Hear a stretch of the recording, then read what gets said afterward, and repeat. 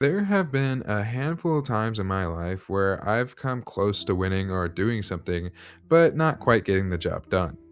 Times I can think of are almost beating bosses in video games or even coming second in a race. Many would describe that as being close, but no cigar. A term started by carnies in the 1920s. It's pretty interesting how we have to differentiate that now, but nevertheless, when prizes were cigars instead of giant teddy bears. It's a relatable term that I would like to think everyone has experienced once before in one way or another. Personally, I've never won one of those giant teddy bears. So next time I go to the fair, I'll just have to try my best to change that. My name is Travis, and you clicking on this video, that's what's up.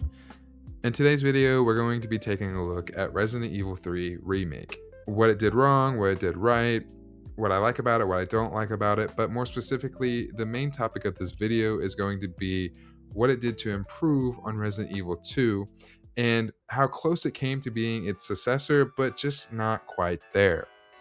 In other words, well, more specifically, Carney's words, close but no cigar.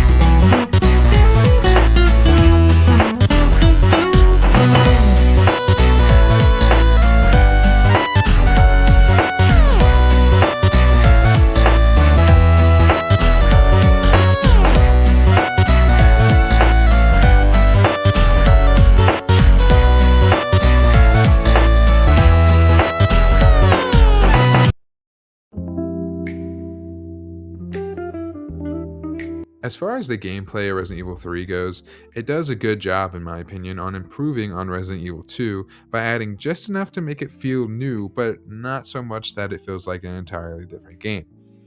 To me, the movement feels faster and just overall smoother.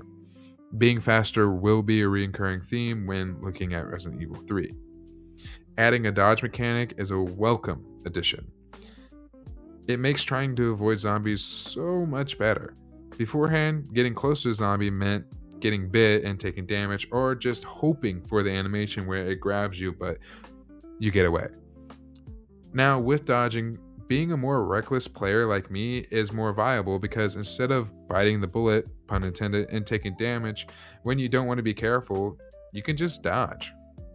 The new Stalker type Nemesis, which is what the OG game is named after, is faster than Mr. X. There's many times where he just jumps out in front of you or catches up to you, and he's a lot faster and he does it a lot more aggressively than what Mr. X does. In Resident Evil 2, you're inside for the most part, and when facing Mr. X, there are multiple ways to get around him or just other ways you can go to avoid him entirely.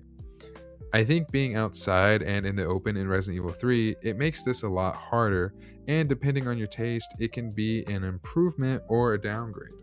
The added difficulty of Nemesis constantly being on your ass can be a welcome challenge for some, but for others, it can be really annoying, especially on a first playthrough when still trying to get used to the dodge mechanics.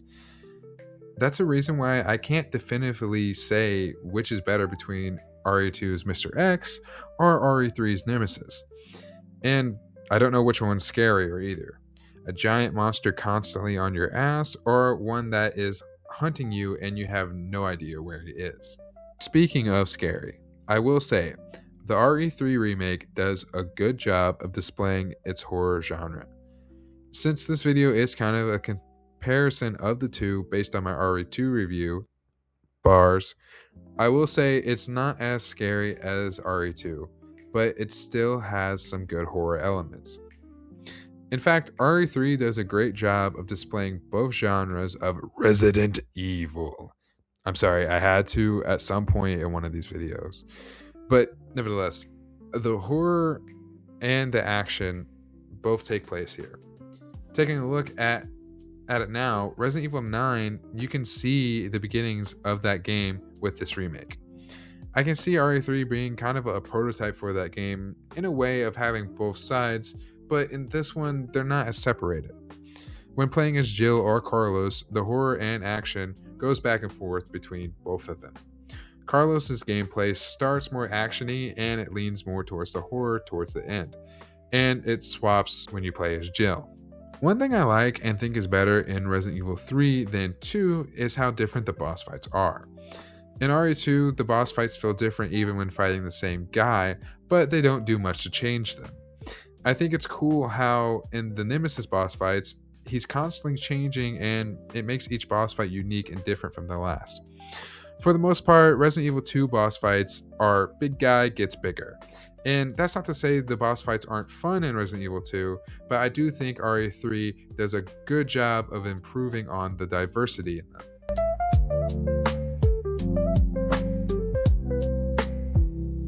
I feel like the biggest problem when it comes to people hating on Resident Evil 3 Remake is the pacing.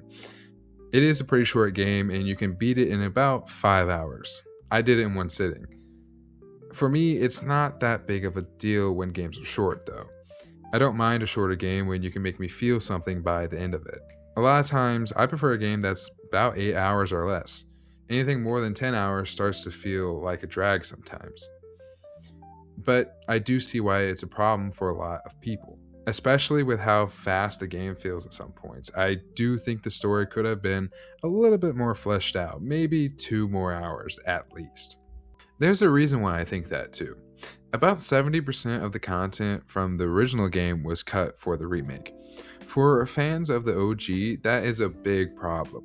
Thinking you're going to get a 1-to-1 remake, or at least a faithful remake, and finding out that about 70% of the content from the game that you loved is gone would definitely be a bummer.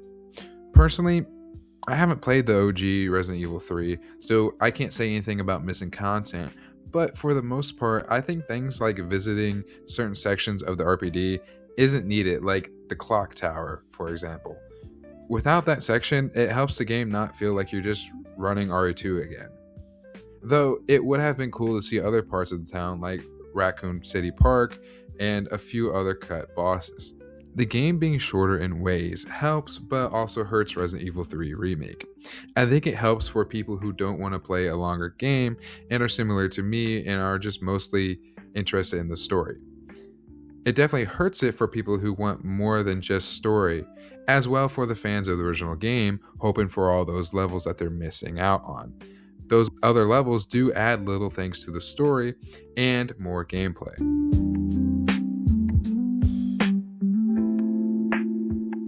The atmosphere of Resident Evil 3 I like a little better than 2. For the most part in Resident Evil 2, you are trapped in the RPD. Yes, the rooms and stuff feel cool and different, but I love the outside city vibes for RE3. The beautiful lights of Raccoon City make the game pop and feel more vibrant. Also being outside, there's a lot more room for diversity in location opposed to just in the RPD. Traveling all throughout the city is really cool and does a great job for world building. Adding to how similar RE9 and RE3 are, it's cool going back through Raccoon City and RE9 seeing the difference of a rundown city compared to 30 years earlier with the city at its prime, I guess.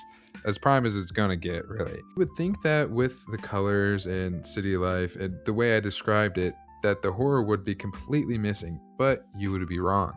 Though not as prevalent as in RE2, it's still here. There are some parts scarier than others, and the game overall isn't as scary as Resident Evil 2, but the effort to focus on horror is really nice. Especially when, like I said before, it is present in both character sides.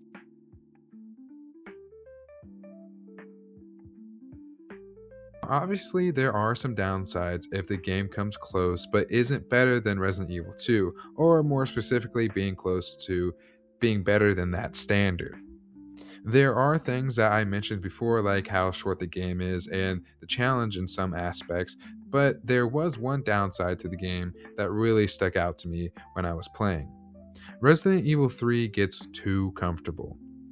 Through most of the game, it does a great job of giving you resources like health and plenty of ammo. So much and so that, in fact, I didn't think I was going to be in trouble in the later game.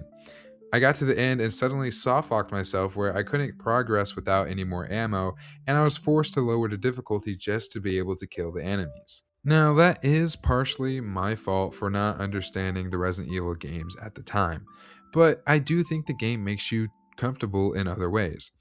As much as I love the outside city vibes, I do think that its less hectic nature does make you more comfortable than being tightly confined in the RPD and feeling like there's nowhere you can go.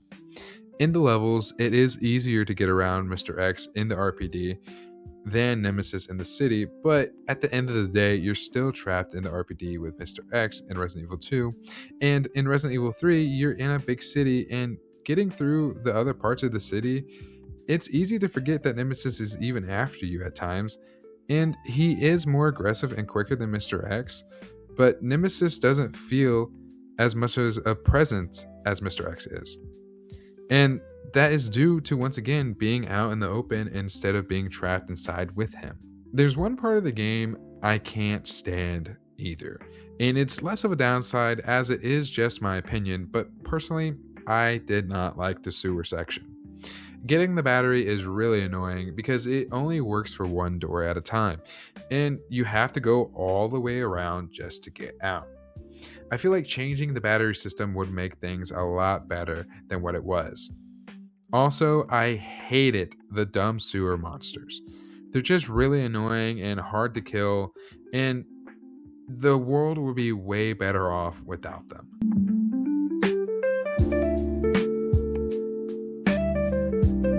For the most part, Resident Evil 3 improves on the standard set by Resident Evil 2. In many ways, it does a great job at feeling different and unique, but similar enough to not feel like an outlier. There's a lot about Resident Evil 3 that I like more than 2, and I think there are things that people hate on for no reason. And some of those things I have the opposite opinion on. It's not a perfect game though, and there are some downsides, but overall I think it's overhated. Resident Evil 9 is at the top of my list of Resident Evil games, and in many ways Resident Evil 3 is very similar to that game.